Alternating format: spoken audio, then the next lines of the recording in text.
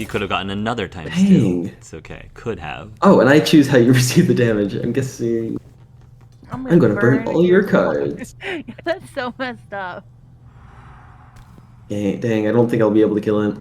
Oh well. Yeah. Thanks for the college good try. Oh, if you had that times 2, you could have. Yeah, we were both muddled, so there were like every attack Yeah. had a ×2 component to it, but it never came up. Yeah, that's annoying. Yeah, I don't care. I've got 5 shield, punk. Lost it all. Roland laughs as he Woo. bleeds profusely from numerous wounds. He spits out a mouthful of blood, preparing to give one more speech about his stupid god and their idiotic plan. I just need a little more energy, he coughs. With a smile, he raises his sword once again to the sky, but no lightning comes. Roland frowns, a confused look on his face. My glorious master, he pleads, with great effort and visible strain. I just need a little more help. He drops to his knees, and his minions turn to ash, blown away by the wind coming from the sea. As you approach with your weapon at the ready, his hulking form shrinks, until he once again resembles the frail old man from the Hook Coast. No, he groans, and then you strike. It is done. Your quarry lies dead on the blackened stone, covered in blood, the thing he coveted so much. Alright. Yeah.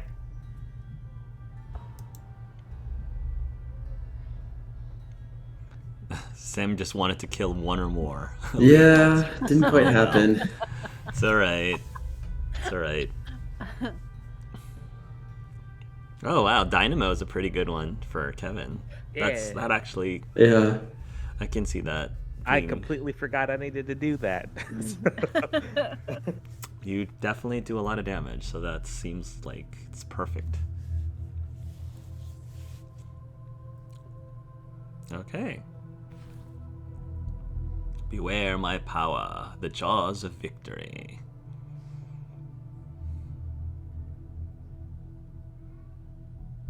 What is the meaning of this? The captain of the guard runs up to you from a nearby street. There's a full squad of soldiers behind him. You explain what happened, reminding him about the gold he promised for investigating the sewers. Oh, that's You right. emphasize how far above and beyond you ended up going. He thanks you with a hefty purse of coins, and you leave the scene in his capable hands. Your next stop is the widow Sandy, where you inform her that her husband's death has been fully avenged. It doesn't seem to relieve her grief all that much, but it makes you feel better at least. Finally, with the weight of this madness off your shoulders, you return to the Sleeping Lion with your head held high.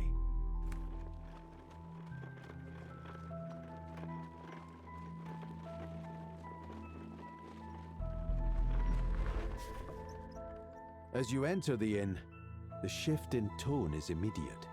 The conversations grow hushed, and there are many furtive glances in your direction. Suddenly, a group in the corner starts slamming cups of ale on their table in a clear rhythm. The name of your mercenary guild is called out, once, and then again. It becomes a chant, and grows louder until the whole front room is caught in the uproar. A smile creeps onto your face. It's good to be home. Nice. Aw, that was 30. great. Ooh, 30 gold each. +2 prosperity. Holy. +2 reputation. Nah. Oh my God. Meh. It's okay. All right. Yay! Good stuff. Wow. Is there anything else? I think that's it. Okay. We did it! We did it. I leveled 2, but it's okay. So yeah, that was the Jaws of the Lion campaign. What did you all think? I liked it. I thought it was really. I liked that we got to spend a lot more time in the city. Yeah. Uh, It felt really cool. I liked the individual missions; those were really fun. I also felt like the missions for this one were a lot harder Mm-hmm. than some of the ones in the original, like the base game. It's interesting you mentioned. Go ahead. Go ahead. Oh no, go ahead. Go ahead. I said it's interesting you mentioned that because the Jaws of the Lion was meant to be for people who found the main Gloomhaven campaign too complex. And so the way that the Jaws of the Lion works is that they sort of the I want to say tutorial session, like they kind of hold your hand a little bit more throughout the first few missions, and try to introduce the individual elements of the campaign or the full Gloomhaven campaign over the course of like the first 5 scenarios, which we didn't see as much just because of how the video game works. So I do find it interesting that you thought that the missions here as a whole were more difficult than the Gloomhaven ones. Yeah, I would say they're more difficult. I can see like where they get like the introduction to like the main the main game, because of like the way the classes are built for the missions themselves. Like everyone, like especially the demolitionist, like every mission had obstacles and like things were like specifically placed so that you could kind of get used to playing like that specific character and like kind of get used to like how the mechanics worked with like having that bit of a benefit.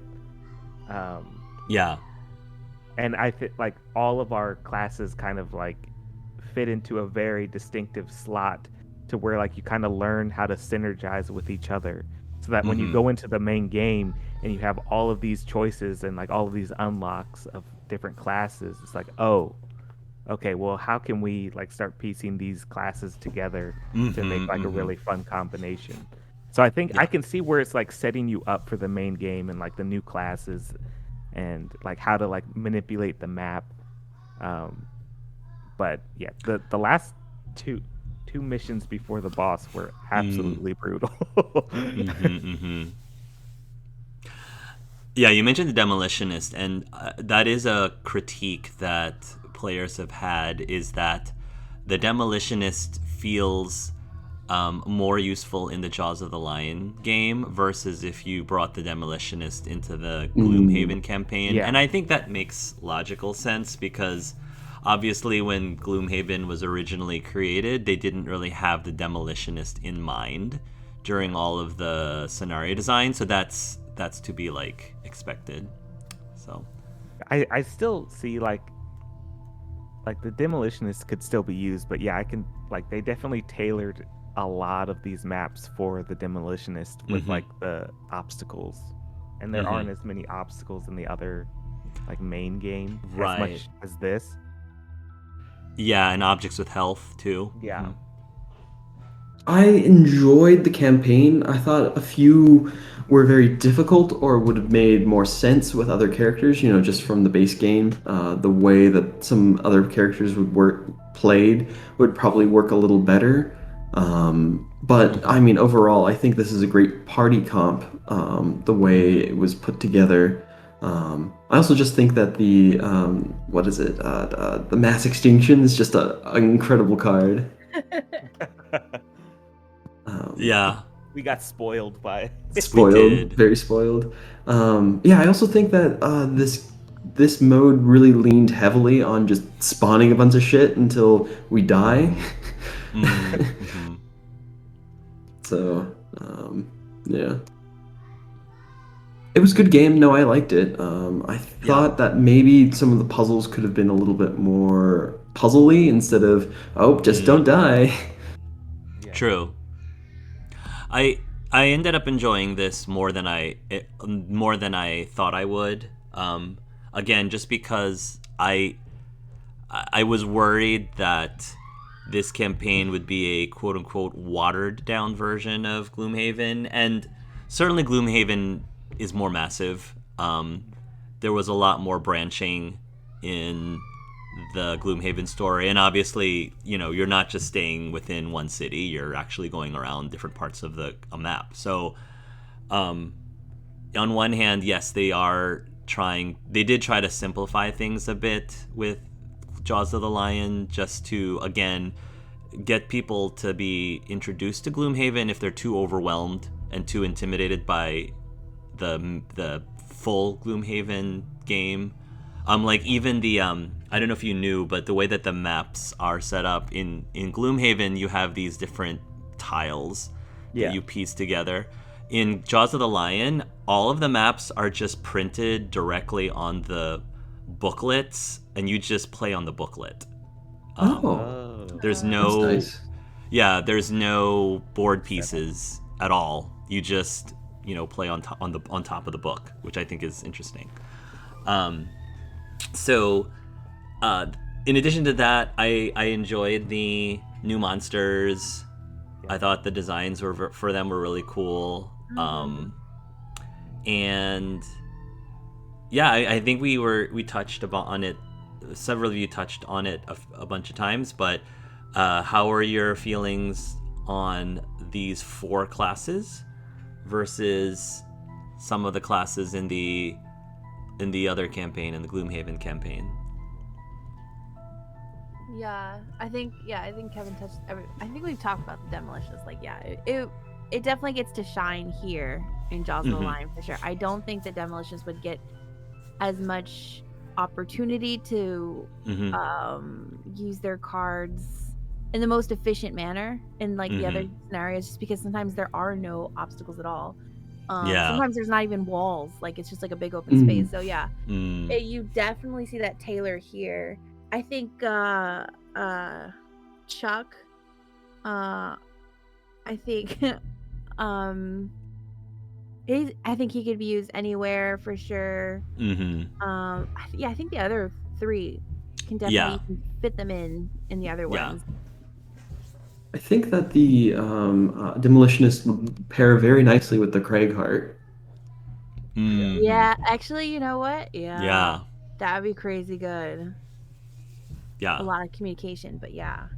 I think that the Void Warden would pair very well with the Sawbones. Yes, I can see that a lot too. Yeah.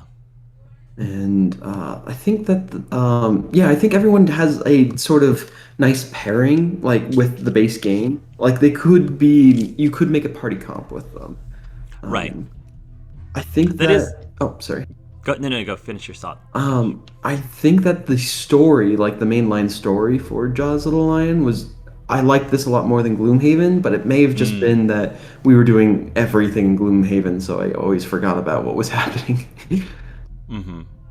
I kind of had the opposite. I absolutely loved the base Gloomhaven. Yeah, it did get pretty convoluted because we were doing all the side missions. I felt this was very much more railroady, like oh, okay, here's the end boss. This is kind of like how you set up. Let's just follow the thing real quick and get it done. And it felt like we only had like one real choice. And it was like, do you want to go to the rich area or the poor area after that explosion? And I guess that changed up the monsters or whatever. But in Gloomhaven, there's just so much more choice and so much more direction that you can go. Like, we wanted to play a bad guy party, and it felt like we were always doing the right thing, just based off of like the story. Yeah, like, it was true. Pushing you to do the right thing, and we kept wanting to get the negative reputation. So it felt way more railroady in that sense, where it all lines up with like this is to introduce you to Gloomhaven. Yeah. But I love the base. The base game was just so much fun. I agree with you there. It is way easier to be more of an evil aligned party in the base game. And I had to chuckle to myself when we reached the final scene of this campaign, when everybody was like singing our praises in the tavern. I wanted the last line to be something more like, you smile and think those fools. I will kill them all. Yes. Or something. That's what I wanted it to say, but it was like, no, it's so nice to be home. I'm like, okay, fine. Or like no one knew what you've done for the city sort of idea. Because it Right. just felt so ham-fisted, be like, yeah, and then everyone cheered your name. You walked into the room and everyone clapped. Yeah. Right, even though along the way we definitely like screwed over a few people during the 100%. city encounters. Even when we're Yeah. like, no, we're not going to pay for your drink. We ended up paying for it anyway without our volition. Yeah. Yeah. Separately though, going back to what I don't remember who mentioned this, but one thing I love about the Gloomhaven franchise as a whole is that there are some really fun party composition combos that you can come up with. Because like you said, like Crag Hardpell pairs well with Demolitionists, etc. And so even if I were to replay the normal Gloomhaven or Jaws of the Lion, I feel like I would still get a lot of enjoyment simply by changing up who the classes are. Because we obviously only played just these 4 classes through this campaign, but it would be interesting if we actually brought, mass extinction. I feel like yeah. so many of these because there's so much spawning. Like Sam said, a lot of the missions were dependent on all these spawning. I was like, there's so many areas where like mass extinction would just be so OP. Yeah. Or I'm probably on my own just for funsies, just going to play the base Gloomhaven and have these 4 be the starting classes in the base Gloomhaven and just go from there. Nice.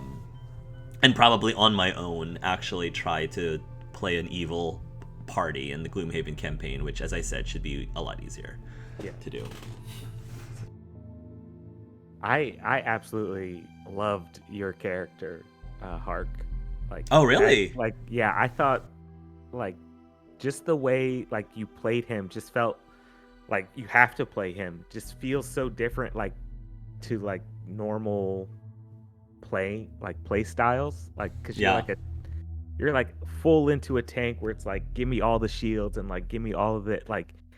Even when I played a tank in the base game, I never really felt like that. It just felt like I was like, okay, I'm a big meat shield. I've got a lot of health, and you had a lot of health, but I felt like that shield aspect and then the swinging chain thing, your character just looks so unique. If I were to go back and play it, I would love to play the red guard. Is that what? Yeah, again, I like that you said that, because going into this campaign, I felt that the Red Guard would have been my least class, my least favorite class, because it's not the flashiest. I mean, sure, the chain thing is flashy, but I don't know. I'm not a tank kind of player normally, because as you know, I tend to like being the mage or the healer, and the quote unquote fighting or knight or fighter class tends to be my least favorite class to do. So I liked that I was sort of forced into playing the Red Guard, because I just told everybody I would play whatever nobody else picked, which was perfectly fine. But I grew to fall in love with it pretty quickly. It was just really fun, and not only soaking up damage, but the more you shield from the damage, the more damage you do to the enemies, and that's just a really cool concept to me that I don't really normally experience from D&D, for example. I don't think there's ever been a D&D build that does something like that. Yeah. So that's cool. Yeah, that's a really good point. It's you weren't just there as to just soak up damage. You were actively worrying about your placement, trying to get there before everyone else, the retaliation stuff. It's more like a Vanguard-y situation where you go in, hit hard, sit there, soak it up, and then give it back. It's pretty cool. Yeah. There's a lot of strategy of you want to go early because the retaliate doesn't do anything if the enemies go before you. Yeah. And you have to be very tactical about, do I use my item now to get a shield, or do I want to save it for later? Because another monster may attack me that can take more damage. So it's, but I feel like all of the classes have a lot of.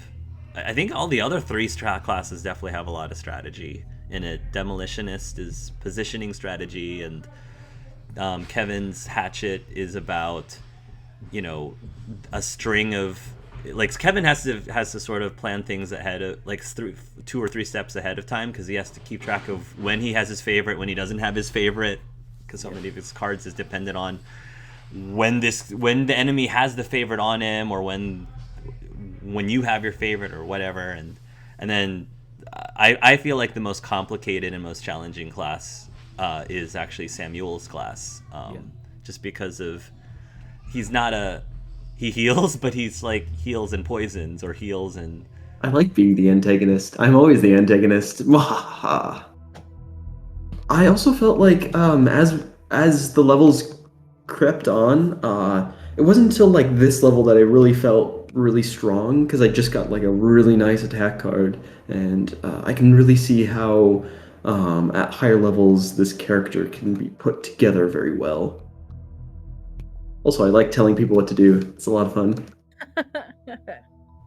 Yeah, I think that I didn't fully get to my character's potential as much, because a lot of his strengths is on the type of equipment he has, because the more shield, obviously, that he is able to give himself, the more damage output he has, and we couldn't really increase our prosperity fast enough to unlock all of those juicy high-level equipments that we enjoyed in Gloomhaven. So I am curious. I do definitely want to play the Redguard again in a high Gloomhaven level. Yeah. That was.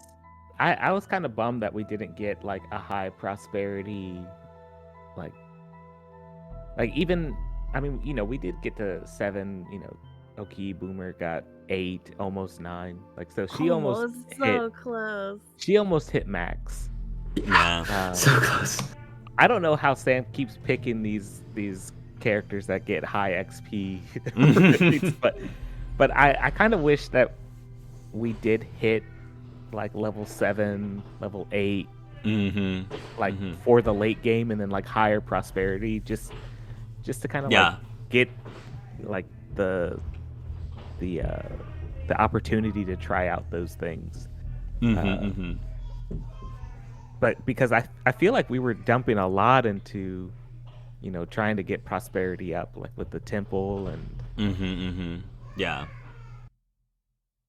But I can still see like how they wanted to keep it simple. But I think the way that the game is designed is you can certainly take the same party. Like, once they beat the once they beat the Jaws of the Lion, they can definitely do the Gloomhaven campaign, and obviously, they'll most likely hit level 9 as long as they don't retire. Yeah, good game. Fantastic game. How did you all feel about the way that we did this, in that we didn't we started from scratch at level 1 versus continuing on with our first playthrough, and essentially had our characters auto level to like 8 and 9 like automatically? I think it was necessary, Yeah. especially since these are like new characters and we didn't know what to experience. It was nice getting to like get to know them and like their abilities slowly. Because if you would have autoed me to like whatever level we would have been at, I don't think I would have been able to handle it, or known which cards would work best. Which cards to pick? Yeah. Mhm. Yeah. I agree. Also, the level 5 card is a nice little treat. It is. Yeah. The level 5 is a nice surprise. Because that is an actual physical box you unlock, or you open up in the actual game itself. That's cool. The actual physical game. Yeah. I still love the mech. The mech suit is really cool. Yeah. So yeah, cool. they definitely put a lot of love into more of the. I feel like the actions and the art styles for the characters. Not that it wasn't there before, but I feel like, I don't know, the animation just seemed more. just more this one with these 4 characters. It just feels like the things that they were saying, doing felt dynamic. Yeah. It was more I don't know, tailored. Yeah, it towards- felt like I was influencing the map, and I could see it and Yeah. I felt it. It was cool. Yeah.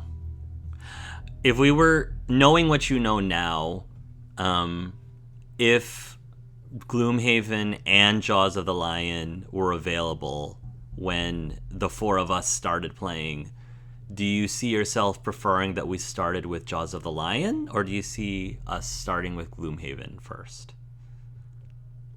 Oh, I think that the way we did it with Gloomhaven was nice because there's more characters. I feel like if we started with Jaws of the Lion first, and then we just finish now, we have to retire these characters, and it's harder to go from like you invest a lot of time and effort into these characters, and then now branching it's a little more difficult to branch out. But I mean, I think it'd still work. Yeah. Yeah, Yeah, I don't mind the order. Oh, go ahead, Kevin. No. Go ahead. I think it kind of goes back to what you were saying, where it's like a really good intro to the game. So yeah, I think if people are like trying to decide to get this game and which one they should play first, I would think Jaws of the Lion is a great introduction, because I think you get a lot of a lot of good Elements. yes Okay, the yeah. elements. You get little things from the big game that'll introduce you here, and it's a really cool story, I think, for the you Yeah. know, follow this guy and you're saving the city. I think it gets you attached to the city too, with like what's going on, and you learn about True. the little places. So yeah, I think if people are going into it, start with Jaws of the Lion and then go into the big game is what I would suggest. Right. Like, it sounds like if you are a more casual gamer, and you don't want to necessarily shell out, Gloomhaven's not a cheap game. If you Yeah. don't want to like shell out a lot of money up front because you're not sure if you can handle the full Gloomhaven, then Jaws of the Lion might be a good way to start. I kind of agree with Samuel, though, especially about the retirement thing. I struggled with that for the longest time. At the beginning, like when we first started playing, I was like, oh man, I'm going to have to get rid of it. And you don't even get a choice. It's like, oh, you finish the thing, they're gone. And if I went through this, like, you almost just have to like tell people, like, look, you're gonna get really attached, but you also want to try out the new characters, like new playstyles and everything. And like, you have to go in with that mindset that like, okay, these guys aren't gonna be here forever, right? And I want to try different things because, like, new character, like, just based off of my own experience, getting rid of the Mind Thief, I was like, oh my god, I'm gonna have to learn this new class, and then I really like the Mind Thief and all of that. But as soon as I did it and I started playing other classes, I was like, wow, okay, I'm glad I stepped out of that like kind of comfort zone and learned other things. Yeah. No, you're right. It is good, especially for people who normally play D&D or other games where you do, level up a character. It can be hard to be told, that character's not going to be with you forever for the full campaign. You're going to be switching to different characters. That might be a hard thing for people to do. And it was kind of for me. And then as we kept unlocking characters, and each of the characters are just so interesting. Yeah. You do end up wanting to play all of them for the most part. So, and then I think how we did it for ourselves was good in that after we unlocked everything, we basically were like, okay, now which one do you want to keep for the rest of the campaign?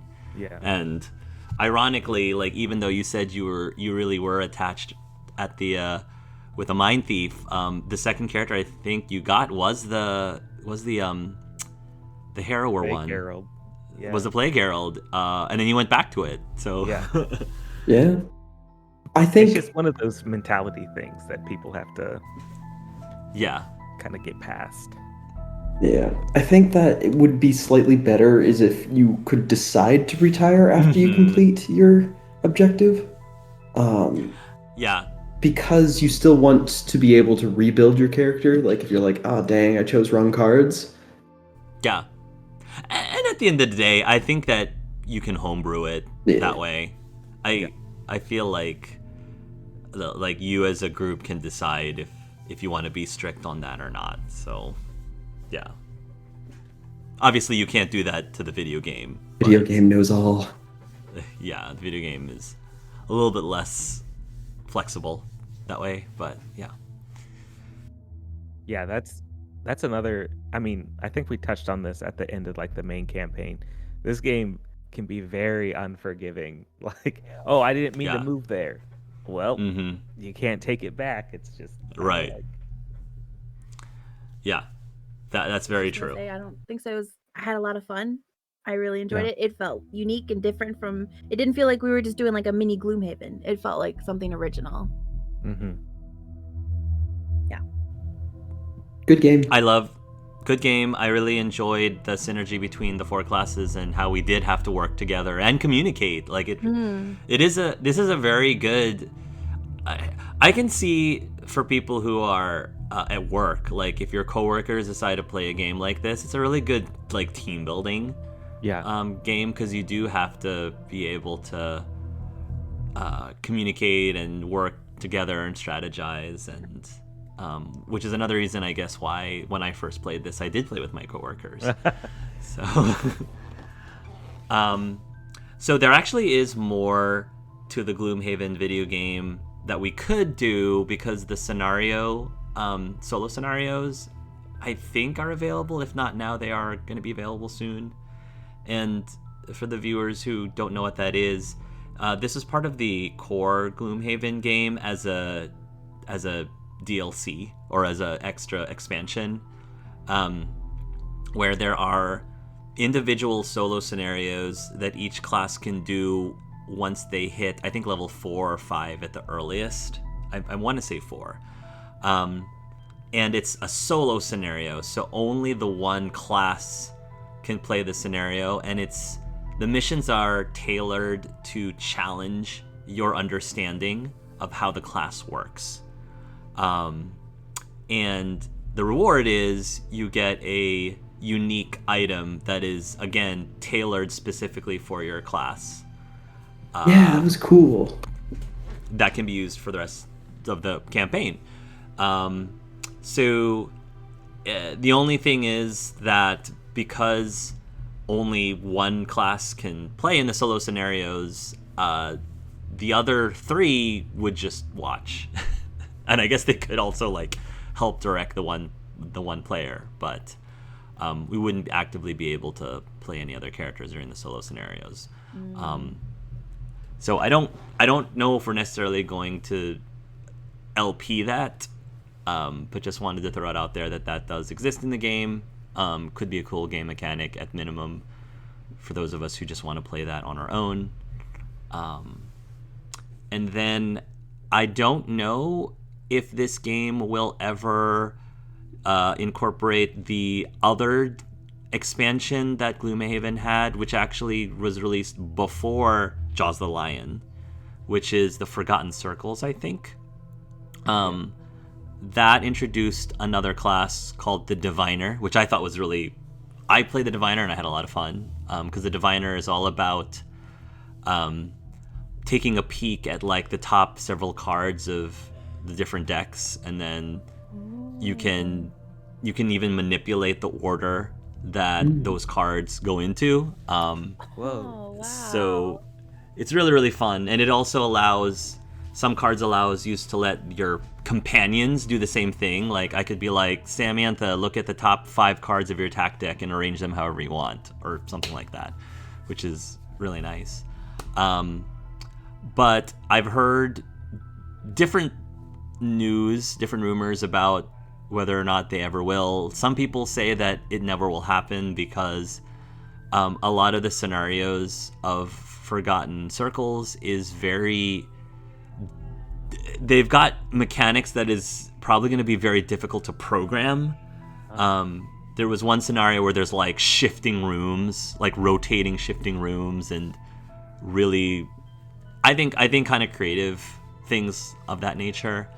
So I think if they did translate it to the video game, they would probably have to make some changes to how the scenarios work.